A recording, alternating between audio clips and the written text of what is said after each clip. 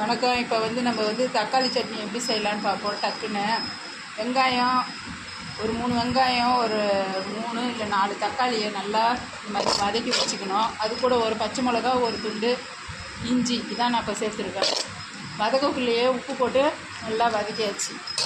இதை ஆறட்டோன்னிட்டு இப்போ மிக்ஸி ஜாடியில் போட்டு இதை அரைக்க போகிறேன்.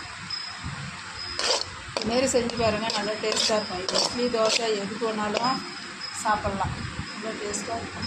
இதை அரைச்சி எடுத்துன்னு வந்துடுறோம். ஆறிடுச்சு, ஆனால் இதை அரைச்சின்னு வந்துடும். நம்ம வெங்காயம் தக்காளி சட்னி செய்யும்போது உப்பு போட்டு நல்லா அப்பயே உப்பை போட்டு நல்லா அப்படி வதக்கி விட்டோம்னா சட்டுன்னு இந்த வெங்காயம் தக்காளியெல்லாம் வதங்கி, இந்த தக்காளி பாருங்கள் எப்படி நல்லா குழன்னு நல்லா வதங்கி போச்சு. இது மாதிரி செஞ்சோம்னா நல்லாயிருக்கும்.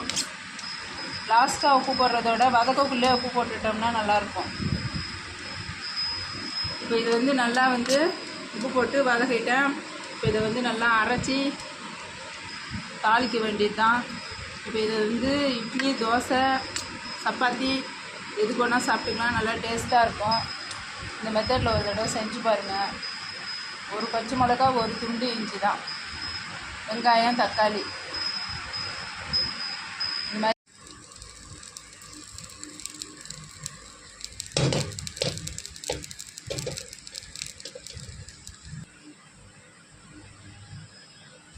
இப்போ மிக்சியில் போட்டு அரைச்சி எடுத்துன்னு வந்துட்டேன். இப்போ இதை வேறு ஜாடிக்கு, வேறு கிண்ணத்துக்கு மாற்றிக்கலாம். இந்த சட்னியை, இந்த சட்னி நல்லா டேஸ்ட்டாக இருக்கும். இட்லி, தோசைக்கு இன்னும் நல்லா சூப்பராக இருக்குது. சாப்பிட்டிங்கன்னா சப்பாத்திக்கும் நல்லாயிருக்கும். இதுமாரி செஞ்சு சாப்பிடுங்க.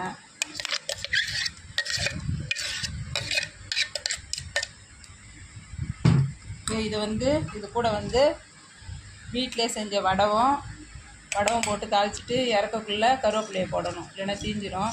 இதுமாரி போட்டுட்டு இதையும் இது கூட போட்டுக்குவோம். இந்த வடகம் எப்படி செய்யணும்னு போட்டிருக்கிறேன், வீடியோவில் பாருங்கள். இது மாதிரி ஒரு சட்னி செஞ்சு சாப்பிடுங்க, நல்லா டேஸ்ட்டாக இருக்கும். இட்லி, தோசை, சப்பாத்தி எல்லாத்துக்குமே சாப்பிட்லாம். அதே செய்யுங்க. நன்றி, வணக்கம். வணக்கம். இப்போ பூண்டு சட்னி எப்படி செய்யலான்னு சொல்லிட்டு பார்ப்போம். பூண்டு சட்னி இப்போ சளி பிடிச்சின்னு இருக்கிறவங்க, பசி எடுக்காமல் இருக்கிறவங்க, இதுமாரி கெட்ட கொலஸ்ட்ரால் இருக்கிறவங்க இதெல்லாம் சாப்பிட்டா உடம்புக்கு ரொம்ப நல்லது. பூண்டு பொதுவாகவே நோய் எதிர்ப்பு சக்தி அதிகம் உள்ள ஒரு பொருள். அதனால் இந்த பூண்டு நம்ம சமையலில் சேர்த்துக்கிறதால உடம்புக்கு ரொம்ப நல்லது. இந்த பூண்டு சட்னிக்கு பூண்டு, தக்காளி, காஞ்ச மிளகா இது 3ஐயும் வச்சு வதக்கி இப்போ நான் அரைக்க போகிறேன். இந்த பூண்டு வதக்கினோம்னா தான் அந்த பூண்டு வாசனை போகும். அதனால் சும்மா ஒரு வதக்கு அப்படியே லைட்டாக வதக்கி அரைச்சி எடுத்துன்னு காமிக்கிறேன் பாருங்கள். இப்போ பூண்டு அதில் கொஞ்சமாக எண்ணெய் சேர்த்துக்கலாம். எண்ணெய் சேர்த்துட்டு இப்போ கொஞ்சம் கடுகு போட்டுக்குவோம்.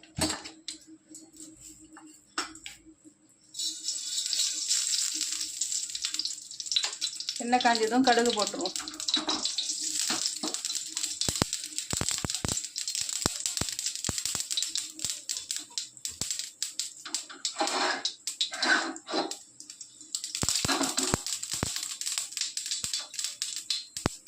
கடுகு நல்லா வெடிச்சதும் நம்ம கொஞ்சம் கருவேப்பிலை போட்டோன்னா நல்லா வாசனை இருக்கும்.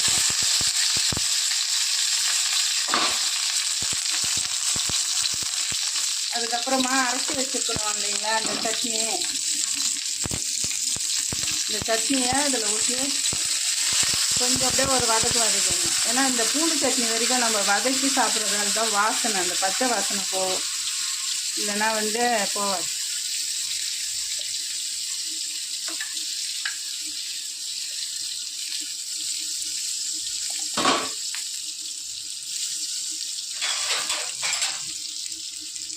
அப்படியே வதக்கி விட வேண்டியதுதான். இந்த பூண்டு சட்னி உடம்புக்கு ரொம்ப நல்லது, சாப்பிடவும் டேஸ்ட்டாக இருக்கும். உங்களுக்கு சளி, ஜுரம் அப்போ இது சாப்பிட்றதுக்கு இன்னும் நல்லா டேஸ்ட்டாக இருக்கும். இட்லி கூட, சப்பாத்தி, தோசை எது போனாலும் இது தொட்டு சாப்பிடணும். இன்னும் கொஞ்சம் எண்ணெய் ஊற்றிக்கிறேன்.